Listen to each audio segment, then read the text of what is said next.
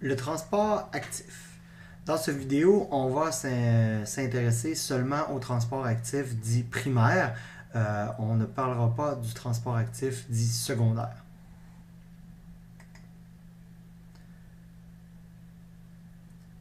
Le transport actif. Une des principales caractéristiques du transport actif, étant donné qu'il est dit actif, c'est qu'il demande l'utilisation d'énergie.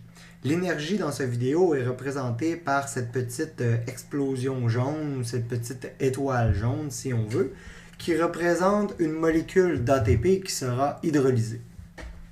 Donc utilisée pour faire fonctionner le transporteur protéique, qui est cette grosse structure mauve ici, qui est une pompe. Et cette pompe est appelée la pompe sodium-potassium, ou la pompe NaK, ou la pompe Na+K+, dépendamment de comment vous voulez l'appeler. C'est toute la même chose. Cette pompe est donc une protéine qui est transmembranaire. Vous remarquerez encore toujours la membrane constituée de sa bicouche de phospholipides ici. On a ici le milieu extracellulaire et on a le milieu intracellulaire, le cytoplasme. La pompe sodium-potassium utilise donc de l'énergie pour faire bouger du sodium et pour faire bouger du potassium.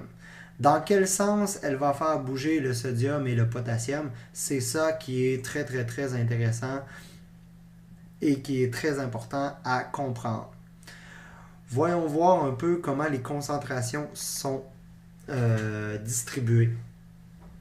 Étant donné qu'ici, nous avons du transport actif et que nous allons utiliser de l'énergie, le but d'utiliser d'énergie, c'est d'aller dans le sens contraire du gradient de concentration.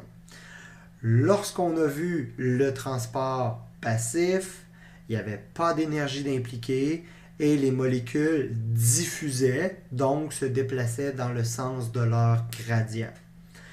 Dans ce cas-ci, nous avons du transport actif, on utilise de l'énergie pour faire bouger les molécules, on peut donc contrer, aller à l'inverse du gradient de concentration.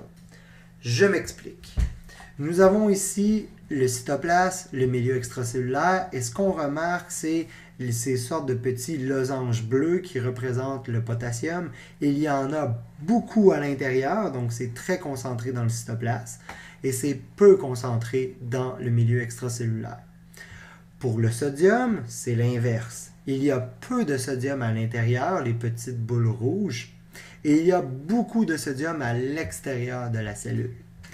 Et regardez bien les flèches. La pompe, qu'est-ce qu'elle va faire? Elle va faire quand même entrer du potassium et elle va quand même faire sortir du sodium.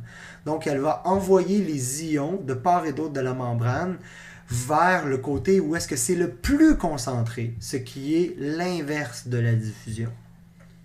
Donc, c'est en utilisant de l'énergie que la pompe va, on va voir, faire entrer 3 ions sodium. Elle utilise de l'énergie et les ions sodium vont sortir, donc aller vers le milieu le plus concentré, et 2 ions potassium qui vont entrer dans la cellule. Et ainsi de suite, 3 ions sodium, énergie, et ensuite on fait rentrer 2 potassium.